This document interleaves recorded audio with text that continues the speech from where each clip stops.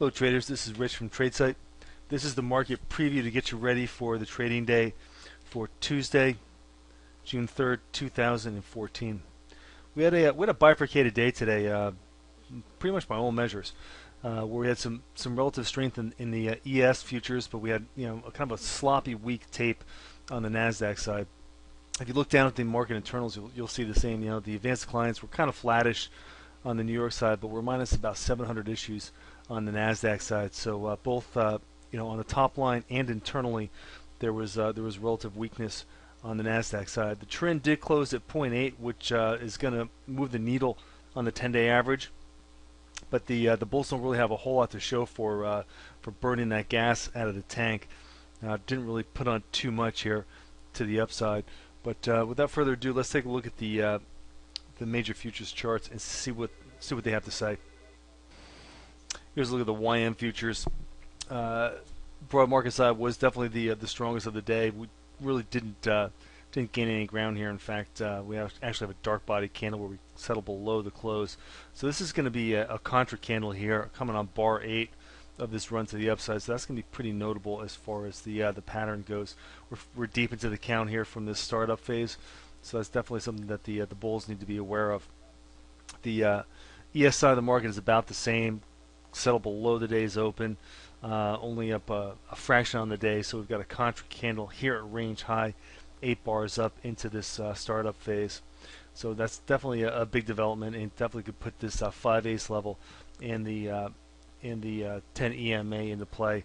MACD is still positive and does still have some momentum to the upside. It's definitely not bought in time or price yet.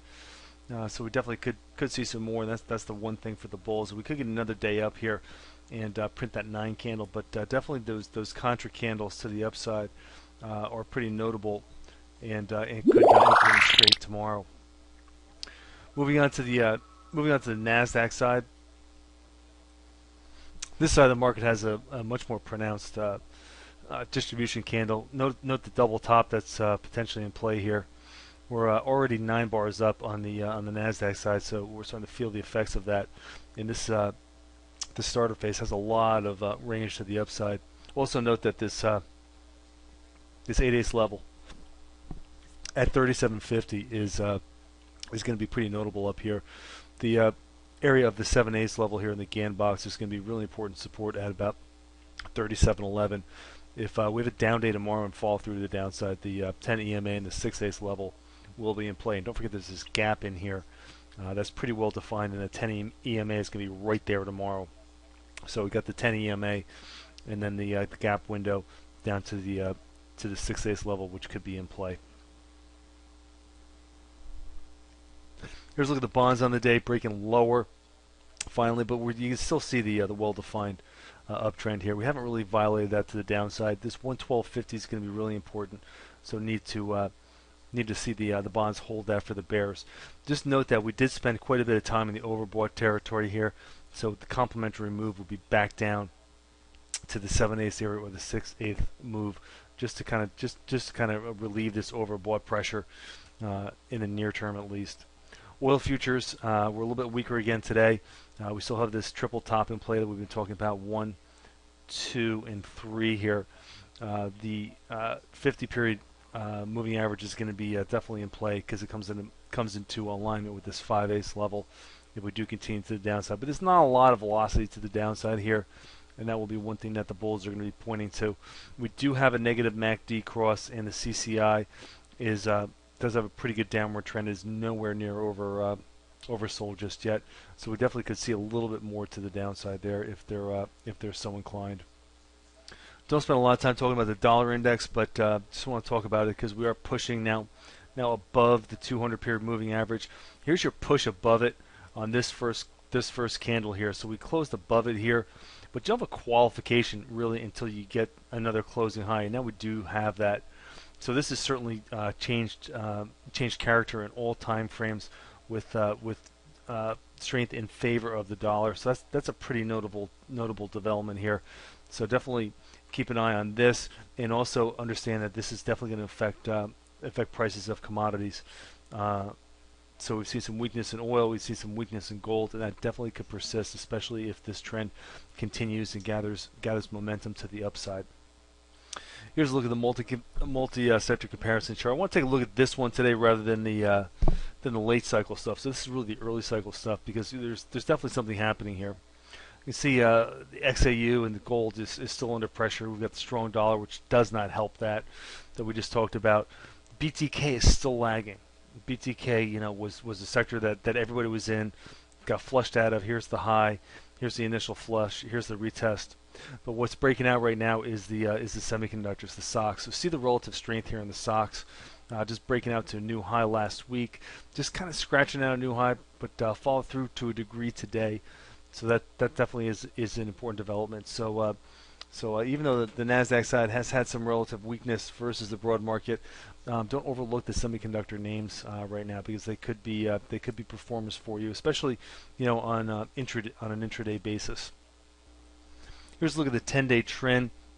I want to talk about this tonight because we noted that the intraday ARMS index, the trend, if you will, closed at 0.80, so that's a pretty low reading. It definitely moved the 10-day average down. We're getting down close to that one area. We're starting to really go in the direction of that terminally overbought area of 0.85. So we've got a low number that's going to be in that average for almost 2 weeks. So keep an eye on that. This is definitely something that needs to be paid attention to, and if we record that overbought reading, we're going to have a real nice short setup in the market. So here's a look at the cumulative advanced declines. New York side has been positive, is starting to level off as you can see, and but the Nasdaq side is still relatively weak. I want to talk about this tonight because we had some really good strength in the semiconductors. There was some corporate news on Broadcom, which is one of the mid-sized semiconductors, but it really didn't do enough to fan the flames for the overall NDX, and so we do have still this downward bias here to deal with in the cumulative advanced decline on the NDX side. So need to really take care of that and get that cleaned up to really have the Nasdaq reassert itself. And don't forget the Nasdaq is at that double top, and with this cumulative advanced decline line coming in, that double top is not really likely to run until this turns up and gives a little support from the market internally. I'm sure it's apparent to everybody today that the focus today is not so much on price but is market internals. Here's a look at the SOX versus the NDX. This is the SOX over the NDX. So when this particular ratio is on the rise, that means the semiconductors are showing relative strength. We had a big pop today, but we're really still just kind of bumping along a level of support here in this. We really aren't breaking out to new highs. So we need to really see this break out to new highs here to really get interested in the NDX at this point. Otherwise, that double top is still going to be looming. If we do start to see some more upward movement here in the stocks and the semiconductors, which I kind of don't expect, then we do have you can make a little better case that double top is going to release to the upside, and we're going to get a strong move to the upside. But for now, not really seeing quite enough relative strength in the stocks versus the NDX. All right, so here's a look at the XAU versus gold futures. The XAU is the white line here, and especially to the downside, the XAU or the gold producing stocks will actually lead the underlying commodity, the commodity that they actually produce. So we do have some relative weakness here. The gold futures are trying to level off here. We do have a low here in place already, and potentially a higher low, but that has to be qualified by posting a higher high here versus this level. So we haven't seen that yet. So let's be on guard for that. But for now, the XAU is still relatively weak and going to be pulling prices lower, which was kind of a good tell that we're going to break out of this bottom here, 1, 2, and 3, and then we got this cascade to the downside where gold pulled back into that key 1250 area. So right now 1250 is probably going to be gamed a little bit, so be ready for that. But the XAU will probably wind up having the say as to what direction we take away from that after they're done kind of testing both sides of that 1250 area. All right, folks.